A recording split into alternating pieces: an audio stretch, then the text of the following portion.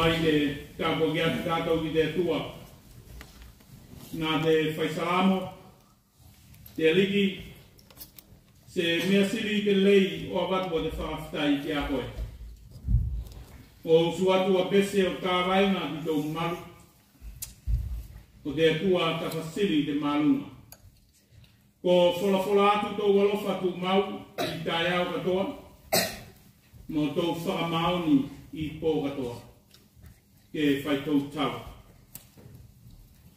E langona te loto o te whakawhitai, mo te whakamalo te atua. Me ko tai au tūtonu manuia ka we ka lesia, ko toi mawhaina mātou o lotu whakatasi mai, e viki aina mātou tau alofa ma tau anga lei, tau whakamaoni ma tau tausi alofa ki runga ia mātou, ko mālamatia i te tai au fau o tau asa fau. Ka e langona i whoki o mtau tangata te mtau whakawā ma te mtau se kātou toa te tua. E osi e ne mātou o te tāpua kinga ki o mua i te tai au te nei. Mātou e talo te a koe te atua ke utu fia o mtau tangata tāpua. Ko te mea ke mawhaini mātou o whaia te tāpua kinga te nei. I te nganga mo te whakamaoni. Ka e whoki atu a te vi kinga ki a koe nei i te senga tamai. Amen. Vi kinga te tua te pese ko whakataka mai.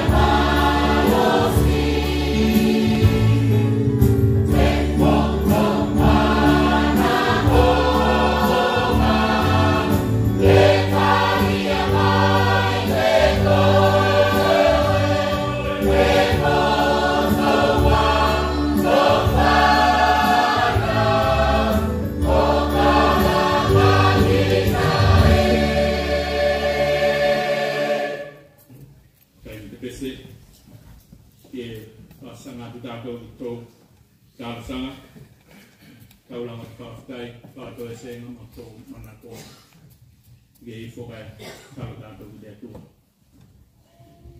Te atua tūndau te mana whakatelanga e I o koe whairoa vikinga mo tāwaina nei ki o I te senga te mai. Ko tō walofa mtau anga lei tū mau kai mau takitaki, tū mau mōri mau ne mātou tū walofa I aso katoa e ola I e mātou. Ko mawhai e ni mātou mau se awanoanga kāua, se awanoanga aulo, ko te mea ki mawhai ni mātou lotu kai, o si ni mātou o te taulanga whakatai I te whakatutonu tēne. E mori o ko atu e ki ngau taulanga whakatai o no tō walofa e se mawai mo mātou au whanau. Mawai atu te pōne iai mātou I malolonga te pōla manuia mātou I tō walofa te atua, lava singa mo tūlanga o ngā luenga ne whakawhengai mo nisi o te tai au tēnei, e tali tonu whaelo o mo tau loto me se mawhai o te tia tina ne koe mātou. Mātou whawhkai ki a koe te atua I tō walofa e tū mau kai mau taki taki lunga e mātou. E mōri mauri mātou I tū aso kese o te oranga. Me e oko ki whea vai tau e oko mātou ki ei, kai tali tonu whaelo o mo tau loto me se isi aso ne tuku tia tina ne koe mātou ki ola whakalofa. Ni alofangina ne koe mātou, ni apulupulu ne koe mātou, I o alofini matau si whakakua. Mo tō manatu o te mea ki manatu atu mātou ki a koe, mo kau whakalatanga ni tāpena lei ne koe mō mātou o whanau. Mātou whaftai, kau muna, kau kustapu, mo whaine mātou whai kau e ako mai ki a mātou, me kau o whaine mātou I o motou oranga. Mea pito sili te rai kau o whaine mātou e whakafori ki e te mai o tō nisi. Au te mea ki mawhaine mātou o osi te taulanga te whakaftai aso kato e ola mātou I e. Kau tu stapu e maua mātou tala ki te ola, tala ki te atua ne liutino tangata I a Iesu te riso. Tala ki a Iesu mu whakalatanga ni whakatoka ne I runga I sā kaura. Tala ki tō ngāna kapu e musu musu, ai tu mau musu musu I o mutou loto I aso taki tasi ola I mātou. Te la mātou whakaftai e kia koe te atua I mito te mana. Mātou whakaftai kia koe te atua ko whai New Zealand mo mutou tofi mo te waitau tenei, nofo. Kai ngā lua I mātou. E mātou whoki whakaftai kia koe te atua me whai tūbalu mo mutou tofi. Te konga e whakasolonga mātou kie. Te konga e tupu ai e mātou. Konga iai e o mutou waka. Te konga e mautu e o mutou oranga whakatuana. I o mene āputu putu, āputi puti, mai I te whenua tonu o mātou. O no whaki ne mātou o te whenua tēnei, I te waitau tēnei mātou whakaftai. Whakaftai mo tūsanga tiskese, mo alofanga tiskese, ma whaine mātou o maua. I au asaru manai manuia o kāinga, whanau, e kālesia, mai se te atu whenua. E uke mele I whakatoka ne koe mo mātou te atua I asakitasi o lai mātou. E mātou tali tonu te atua ai mātou whakaratai I a koe me. Uke whoki a winga se tonu e whaine mātou I loto te oranga. Kai se aso me whakamaune koe o motou māstei o me ne whai mo mea e tau I mo sui e. E ne alofangina ne koe ne whakaola ne koe mātou, ne whakasau ne koe mātou mai male I a te whili. La la e malu mai tumutou whakaftai te atua. Me kese ne whoaki ne koe mo te ola manuia mātou. E whakaftai mātou, me tali tonu whaelo mātou, me se poto, me se ilone mafui e I mea o nei. Ako mātou tali tonu mo koe ne māspo katolo I pongai o mea kato. Whakaftai whakamalo te atua. Whasisirin tau taulanga whakaftai. Iesu Keriso mi taulanga tongi ola. Tana mate whakalawa I unga sā taulanga tena toi tū. Mānu mālo me tunga mau. Mau ne mātou o te whakalatanga mawhai Italia ne mātou o iei ngāngo te whakakona. Tamana alofa mātou e talo I te whakatūtono tenei. Mātou wau whanau e whiawhai ki o manuia. Mātou talo me whakamanuia mai tau e kālesia. Ka mata mai I te tamana whaiwheau mo tena kāinga I a ua te asuingina o te ipu vai o te ola e se whai ngōwhi. Se ngā luenga e ki fōringa mai e fōringa whai ngōwhi e. Se ngā luenga e se whai ngōwhi e whainga tāe whawhea ngai mo mātou loto o tinsi. E la mātou I talo whakamania ne koe tau ngā luenga. Whakamania ne koe te whanau tau muna. Mo tau whakau e whalafola ne au tāwini I lunga New Zealand nei. Mo so se kongo te laulanga. I maua ne nganga e uke, tau wātau tala lei, mo te akai au manuia o mātou. Tala mātou te atua tūtou te mana, whakamanuia tau e kālesia, I ona toi eina mo na lo mātua. La tau se mawhai o whai tāpo kinga whakatasi mātou I te kai au te nei, ona tūlanga te mātua. Ia tūlanga masaki e whakawhea ngai mo nātou. Ia pēnā whukunisi, iei te tūlanga whakapalapala mo te whakamara. Mātou talo whoki de tua ni tō mana o whanau o tō at whenua. Whanau talavou i o tō langa tupuaka me whakamani e ne koe. Ke whale atu o tō langona kia koe, o tō langona, ke whakapāpāra, whakapare atu kia koe. Ia e tokanga maari ka while mua langa ola, tupuaka o lātou. Pasenga tau e kalesia i o tō tūsanga whakatino, mātou e talo ke meri whakamani e ne koe. So stasi e whai tūsanga i o te tau e kalesia mene whoriki mene lasi, ia iau whakamani ianga ua tō langa tau tua. Ia tua tū tau tamana mātou e talo e matiwa mātou i manatu mo langona mātou whaunga, mātou e talo i me te whakaukune koe mātou whaunga lei a ua tau e kalesia. Ia ua whoki te langa tali tonu te langa lotu, ia olai mātou i whenua tino.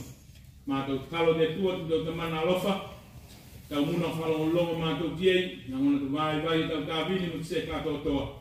E whakamoe moe mātou tia koe kote mea ke whanong te mana tau whekau, tō i runga se lau ke lei ngo toi whoki o tau loto, ia, au wā tau whekau ki tau tala lei. Tamana alofa, e uke o tau mana konga tau tino, tu kuatu ni mātou ki o mua, ke whai tau hule whai tau tasi.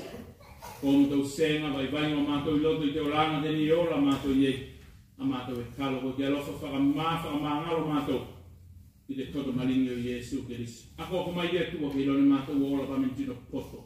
Poto i o motou loto, poto i o motou mana tina tuma, poto i o motou mātou whalmas. Ko te mea ki mawhaine mātou o ola while mu, ola whakatau alof, o lātou i o motou tātou i ola whakatasi mo mātou. E nātou tau kāro sanga tu watu ni mātou ki o mua, alo whakoe kani e mai. I te ingo Iesu Kirisi o wala tu e tau kāro sanga. Amen. Te pigi atu tātou ki te tue pese ko whakatoko mai.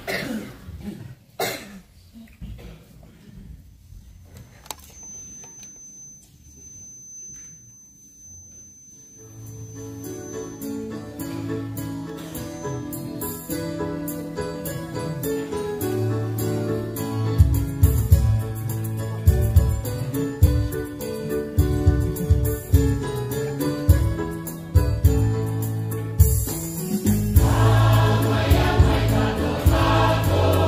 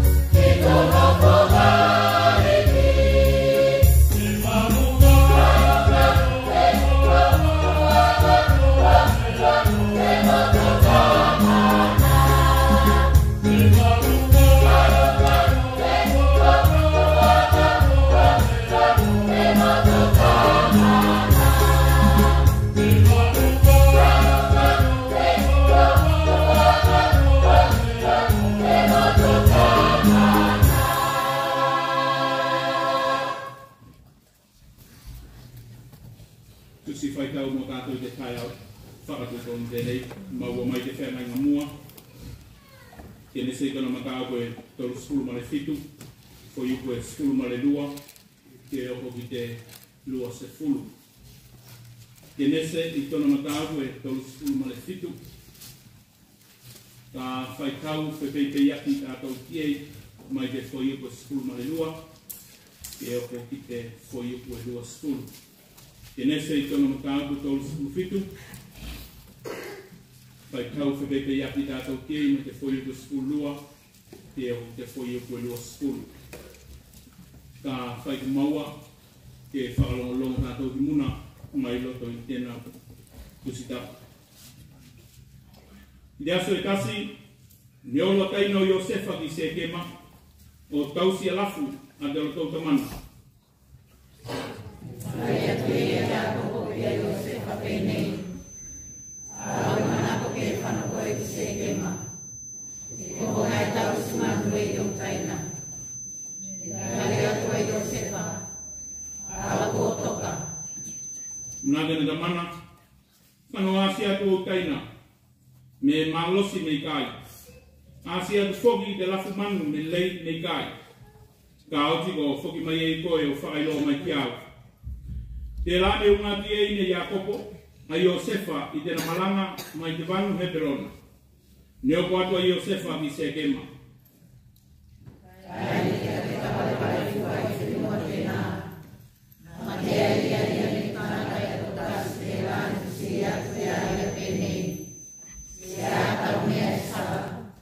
Na Iosefa, au nei e salafua ki o kutaina, o lane o mai o tau simanu i konei, e mawhai me koe, o kaku mai i tukonga e nofo iei lato.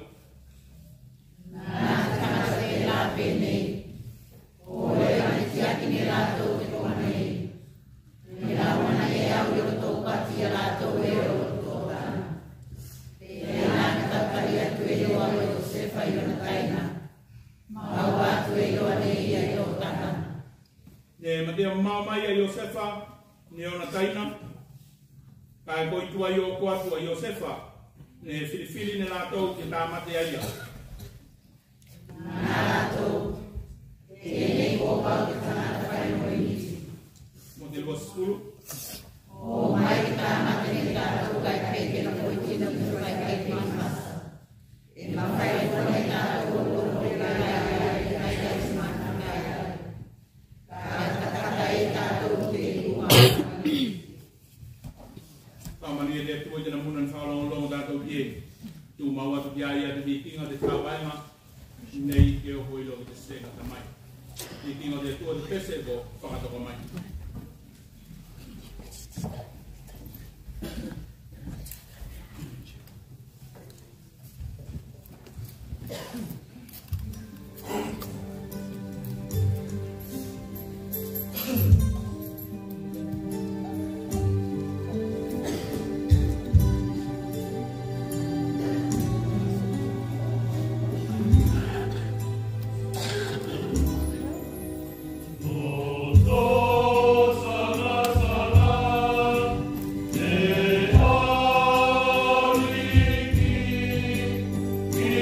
Oh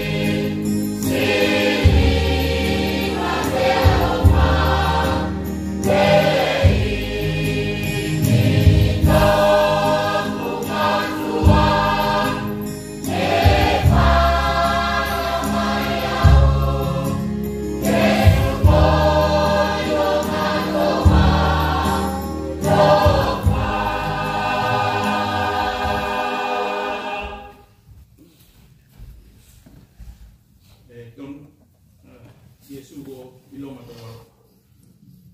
Kuta yo fai te lau ngai fia whakangana te awanoanga te ni mori taku whakaftai. Malo te tofi, te na kainga. Fai ngā luenga mo tātou te toloa. Ko mawhai kaupata si kai ake. Whakaftai mo te manatu mai te kāwi ni whakau a kua te. Ni me ki mawhai o. Fai tāpua ki ngā whakatasi tātou. Whakaftai mo te kāminga. Te me ke mawhai nau takitaki atu te lotu o tātou te whakatu tonu tene. Se awanua mai tāu o te au. Me tēni tuku tai mua whai lotu te luwe kālesia. I lotu te luwe wharekapua ki te. E la lae. Nauna te whakaftai, te whakamaro. Mo te manatu mai. Ki te kāwi ni whakawale. Maro ka whakaftai. Maua te matu o te launga. E tusi ne whakalongolongo tātou kiei. Te nese i tona matau koe tolu sepulu male fitu. Ko iu koe sepulu male lua. Ke oko te lua sepulu, ko tine whakalongolongo tātou kiei. Swaenga te fo iu koe sepulu male iwa. Ko iu pua te waenga mo munga. Ko whiri nina mo whai mo matua o te tai au te nei. E whai pe nei. Ngā rātou. Tēnei ko wau a te tangata whai moe miti. Muna lātou, tēnei ko wau a te tangata whai moe miti. Muna e whia whakamawhane au mo te whakatutonu o tātou e tēnei. Miti ki waikeri soko. Kai sā miti ki ātini waikeri. Miti i o me moe miti i waikeri soko. Kai sā miti i o me moe miti ki ātini waikeri masa. Moe miti ngai ta aua. Me whaai tēne rātou te atai au mo te manuia. So se takitaki ma taita aina. E tau oisi ngana moe miti. Ana ki roa mau mo se lumanai. Te lumanai e whaai te ki moe miti ngau te asanei. Pa se ai ne moe miti ngau. E se ai whoki se whanu ki mua o doranga. E taua i so se tangata ke eisi ni ona moe mitinga. Moe miti ki te ataiao. Moe miti mo whanau. Moe miti mo se manui o kainga. Whenua, atu whenua mo tēnei kālesia. E mai te matua o te whakatutonu tēnei. E, tēnei kua wau o te tangata whai moe miti. O nei muna whakatauemu a taino Iosefa. I te tama whai miti a te kāinga. Ko tala e whakamatala iei a te kāmatala o Israelu. Israelu e whakamatala a te mataiao ki moe mitinga. E whakamatala iei a te mafuanga oro o Israelu ki aiko pika. Tala ne tusi ka ne toi whakamatala i te maitau o te tupu takutaku o Israelu ko Solomona. Toi whakamatala a tala o nei e whakaatata iei te lumanai o Israelu. Sea nei te lumanai o Israelu. Nea nei a moe mitinga mo te ataeo manui o tona whenua. O nei a tala o nei whai tau ngatou. O tala ne toi whakamatala iei te maro o Israelu. E toi whakaatata iei me sea te kironga mo te ataeo o Israelu. O nei e whasiri lasi e whakawhengai mo te tupu o Solomona. Me ka pēwhea nei a Israelu mo tona whainga malo. Nā taino Iosefa e tēnei ko wau o te tangata whai moe miti. Tēnei te ata whakalofo Iosefa mo tēnā asinga ki ona taina. E asi atu te tama whai miti o te kāinga ki ona taina. Ai te lai e ko toka ona taina mo te au whanga masei mo ia. Ka e pene iata o tino se ai no tō moe mitinga. E mā whau di mea masei. E mā natu whaeroa i mea e whaka masei ei nisi tino. E matiwa i manatu. E onge mā whaunga. E au sange mo se kilonga. Mo te ata e au manuia. Whai mai o tō muna. E tā mate ne tātou gai pei se vai keri masa. Ao, e nei te ata te tino e seina na moe mitinga.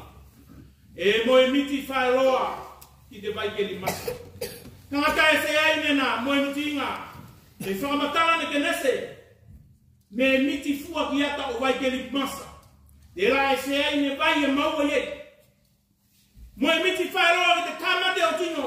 O la e ni atu o lo tau moe miti nga ma lo tau me whaite o langa i ala tau. E ora whaeroa o tau lama tino. E maua se ava noa o ta mate la tau kula. E manu ia ia i salainu mo taimi dena. Ka inga mo whenua. I lote te tala ne whakalonga tātou e lua ata tāua. E manako aua whakataua i te tūtonu tenei. Kasi ko te atau Iosefa te tama whai moe miti. Te lua ko te o langa tau lama o na taina. Tuku iei te lama nga whakamtau Sicilio tātou e winga ko te tala tenei. Me ko te atua, awa ko te atua ne whainga ia whakatokanga katolo nei. I te malama nga masani o tātou. Ko te atua ne mafua i Israelu o olo ke ko pito. O whakatoka mai, ai ko pito ke toka mo taimi o pupuanga. Nau te mea e fia whakataua ne au i te tai au i mo tūtonu de nei. Ko te whaitau o te tala de nei ne whaitau ne tātou. I te whaitau o te tupu o Solomona. I te whaitau o te tupu o Solomona. I ata nina whuki ei a baenga ta aua e lua o nei ne whai atu nea. Te kau whai miti, mo te kau lama. Te kau whai miti o mo te kau kura e fia whai o toko e miti. O nei e tino kura e whai te ne lato ki ronga mao mo Israel. Tino kura e isi no tau ki ronga mao e whakatu langa te i Israel. Mo e miti nga kura e whai te mai e se luma nai manu i Israel mo na kai. I ronga kura e whakawai mai i te loto e nau ke manu i a kainga. O nei wanga tino kura e whakataua ni Solomona i tono baitau. Mai se te na whainga malo. Me te malosi mo te manuia te whainga malo Israel. E fua ki te leia mo i mitinga. O tino pule. O taki o Israel.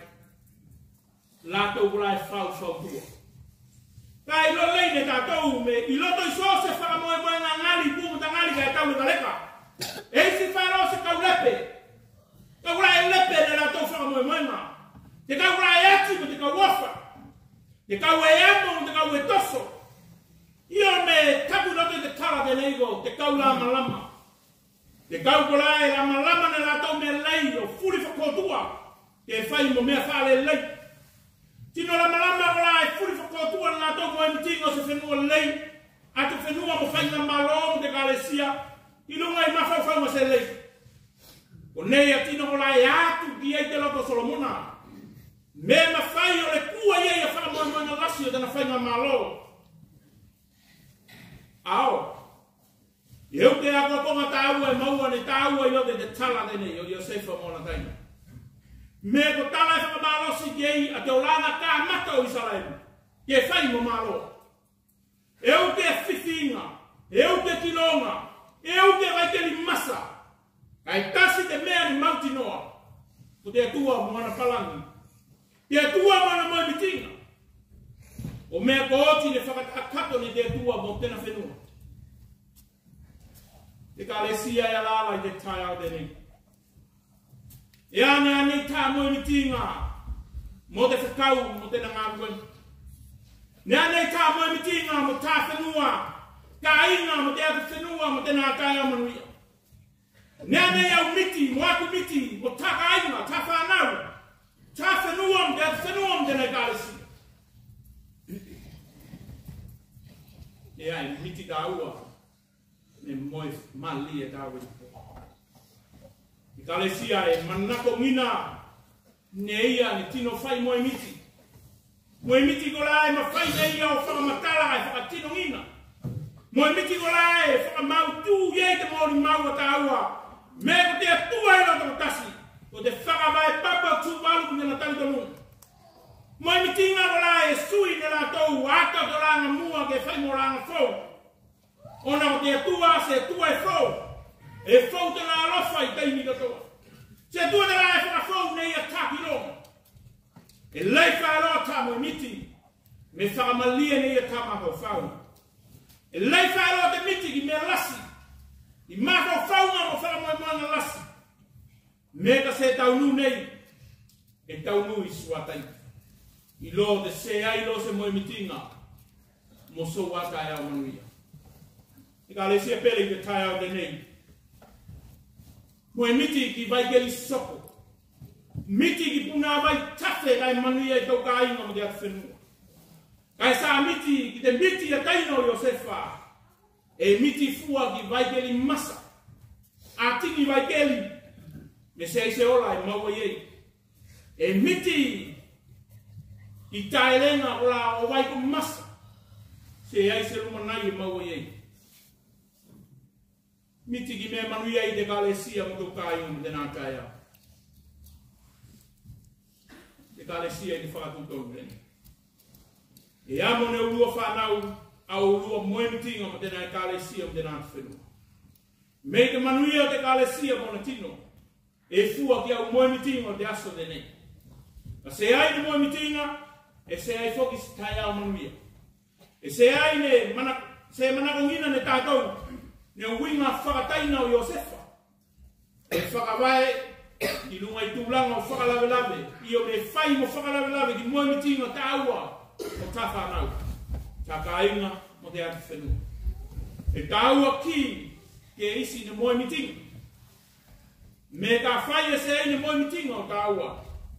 E tasilo te mea i loa ne tāua. O te vai kiri masa. Te ola tau la malama. Whai sau miti. E maupoko kai while mui ei. Ka takaina. Mo tai kāis. Iesu Keriso. O te vai kiri soko ne atua. E au mai nei a koko masili ki tāo langa tali tonu. Ni mate kai ne toi tū manu malo. I ola koe, i ola au, i ola tātou katoa. E manuia te kālesia. I ana moemiti. Moemiti ngana. Amen. I kia tātou te roke te tūkese. Pāta pama.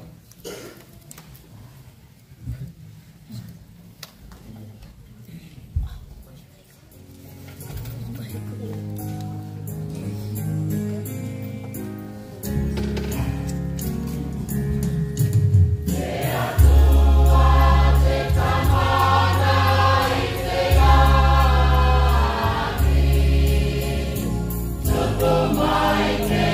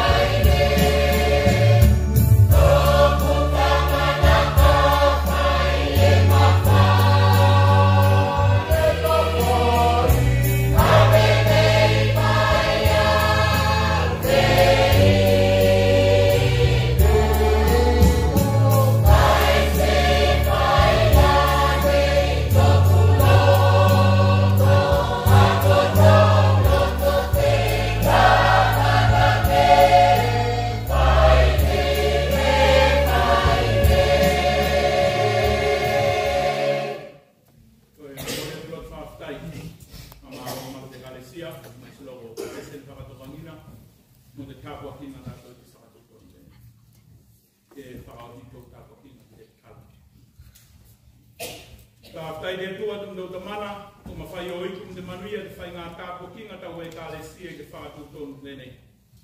A mātou e talo de a koe de tua ke tū mautu o lofa i runga i a mātou nei.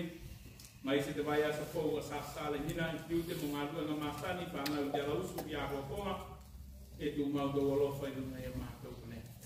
O mai se au lo whanga de tua i lunga i tau e kāle sia mo whanau kani tonu so se vai panoa de la ulangi i ola e tāpua ki ei.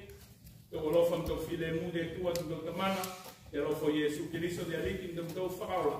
E maftanga mātou mkoe ngā tapu tū mau nei e o koi o te senga tamai e lo.